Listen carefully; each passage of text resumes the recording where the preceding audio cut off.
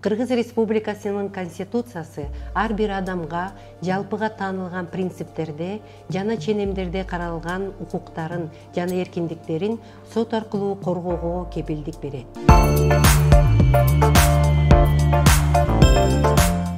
Конституциянын 100-беренесинин 3-бөлүгүндө сот өндүрүшү тараптардын тең укуктуулугунун жана атаандаштыгынын негизинде жүзөгө ашырылат деп баса белгиленген. Конституция тарабынан кепилденген соттук коргонуу укугу процесстик мыйзамдар аркылуу ишке ашырылат. Ошол себептен Кыргыз Республикасынын Жарандык процесстик кодексинин 10-беренесинде жарандык иштер боюнча сот адилеттиги тараптардын атаандаштыгынын жана тең укуктуулугунун негизинде жүзөгө ашырылат деп каралган. Бүгүнкү күнү биз талкуулай турган темабыз жарандык ишти кароодо атаандаштык принциби, анын аткарылышындагы соттун жана тараптардын ролу жөнүндө болмокчу. Себеби соттук практикада жарандык ишке катышкан тараптар, доогер, жоопкер, ишке катышкан башка жактар жарандык иш атаандаштык формасында өткөрүлөрү жөнүндө кабардар эмес болгон учурлар аз эмес. Сотто ар бир тараптын алдында койгон максаты ал өзүнүн соттук чечими оң жакка чечилүүсү. Аны менен биргеликте доосун же каршы пикирин негиздөөгө, далилдөөгө мүлдөттүү. Бузулган укуктарын, мыйзамдуу кызыкчылыктарын ордуна келтирүүдө өзүнүн укуктук позициясын коргоону тандоо. Сот өндүрүшүнүн максатынан ажырагыс мыйзамдуу жана негизделген чечимди же башка соттук актыны кабыл алуунусу ишке катышкан тараптардын субъективдүү укуктарын ак ниеттүүлүк менен колдонуп, милдеттерин так аткарылышы менен тыгыз байланышта жана жарандык сот өндүрүшү атаандаштык формасында жүргүзүлөрүн тараптар түшүнүп билүүсү зарыл. Атаандаштык принциби бул жарандык иш боюнча адилеттүү териштирүүнүн кепилдиги. Ар бир тарап жүйөлөрүн көрсөтүп, далилдерди келтирип, аларды сот тарабынан изилдөөгө түздөн-түз катышып, ишти туура чечүү үчүн мааниси бар фактыларды негиздеген, өз укуктарын коргогон териштирүүнүн тартиби деп түшүнүшү керек. Жарандык процесстик укук ченемдеринин мазмунунан атаандаштык принцибин 3 жактан кароого керектиги келип чыгат. Биринчиси, тараптардын жана ишке катышкан башка адамдардын далилдөө иш-аракеттерине байланыштуу. Далилдөө милдети биринчи кезекте процесстин тараптарына жүктөлүнөт. Ар бир тарап өзүнүн талаптарын жана каршы пикирлерин негизи катары келтирген жагдайларды далилдеши керек. Тараптар далилдер менен өздөрү камсыздоого милдеттүү. Алар далилдерди өз алдынча берүүгө кыйын болгон же мүмкүн болбогон учурларда гана сот алардын өтүнүчү боюнча далилдерди талап кылууда аларга көмөк көрсөтүүгө укуктуу. Сот тарабынан далилдерди чогултуу өз демилгеси боюнча жүргүзүлбөйт. Экинчи жагы, тараптын юридикалык позициясын, аны коргоонун жолдору жана каражаттарын өзү тандайт. Сот айлага киргишпейт. Үчүнчүсү, процесстин формасына байланыштуу. Жарандык сот өндүрүшү тараптардын атаандаштыгынын негизинде жүзөгө ашырылат. Жарандык сот процессинин бүткүл жүрүшү башынан аягына чейин атаандашуу формасына ээ.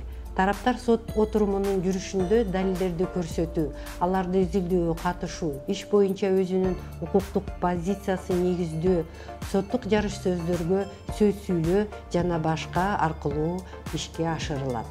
Ал эми сот жарандык ишти катышуучулардын укуктарын ишке ашырууга, бардык далилдерди топтоого, алар ар тараптан изилдөө үчүн шарттарды түзүүгө, иш жүзүндө жагдайларды аныктоого жана жарандык иштерди чечүүдө мыйзамды туура колдонушуна көмөк көрсөтөт. Дал ушул атаандаштык принциби жарандык процессте маанилүү ролду ойнойт. Анткени сот иш боюнча чечим кабыл алууда тараптардын берген фактыларына жана далилдерине гана таянат.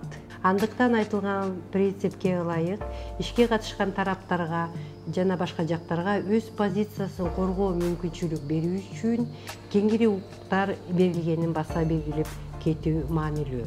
Атап айтканда, алар ишке катышкан тараптар иштин материалдары менен таанышууга, көчүрмө алууга, далилдерди берүүгө, аларды изилдөөгө катышууга, ишке катышкан башка адамдарга, күбөлөргө, эксперттерге суроо берүүгө, өтүнүч билдирүүгө, сотко ой изекүү жана жазуу жүзүндө түшүндүрмө берүүгө, соттук териштирүүнүн жүрүшүндө келип чыккан баардык маселелер боюнча өз жүйөлөрүн жана пикирлерин берүүгө укуктуу. Бул укуктар жарандык процесстик кодексте каралып, ар бир ишти кароодо милдеттүү түрдө сот тарабынан түшүндүрүлөт. Атаандаштык принцибинин катышуучунун өз пикирин билдирүү жана соттун алдында далилдерди көрсөтүп изилдөө менен гана чектелбестен, ар бир тараптын өзүнүн процесстик каршылыгынын ар кандай ырастоосуна каршы чыгууга укуктуу. Тараптардын башка катышуучулардын алардын төгүнгө чыгаруу укугун камсыз кылуу үчүн өз далилдерин сотко күн мурун берүүгө милдеттүү. Соттун чечиминде тараптардын сот алдында өзүнүн укуктук позициясын бекитүү үчүн колдонбогон жүйөлөрдү колдонууга тыюу салуусу. Соттун чечиминде процесстик оппонентке белгисиз болгон тараптардын биринин жүйөлөрүн келтирүүгө тыюу салуусу жана башкалар.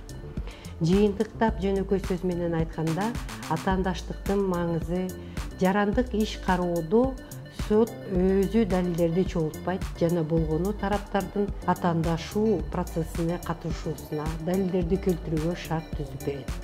Тараптар өздөрү көрсөткөн жагдайларды далилдеп берүүсүнө милдеттүү. Эгерде далилдерди келтирүү кыйын болсо, анда ал далилдерди алуу үчүн сотко кайрылуу укугу бар. Атаандаштык процессинде катышуу керекпи же жокпу, доогер коюлган доону колдойбу же баш тартабы, жоопкер дооматка каршы болушу керекпи же аны мойнуна алабы, далилдерди көрсөтүү керектиги, соттук отурумда келүү же келбөө, соттук чечимдерге даттануу тараптардын өздөрү гана чечет жана алардан гана көз каранды. Ошол эле учурда сот процессине катышуудан качуу тараптар үчүн жагымсыз кесепеттерге алып келиши мүмкүн. Учурдагы жарандык процесстик кодекс атаандаштык принцибине негизделген. Андыктан соттун кийлигүүсү ишке катышкан жактардын диспозитивдүү укуктары менен чектелген. Башкача айтканда, сот жарандык иштерди кызыктар жактардын кайрылуусу боюнча, алардын билдирген талаптарынын чегинде жана тараптардын ишке катышкан башка жактардын далилдеринин негизинде гана карайт.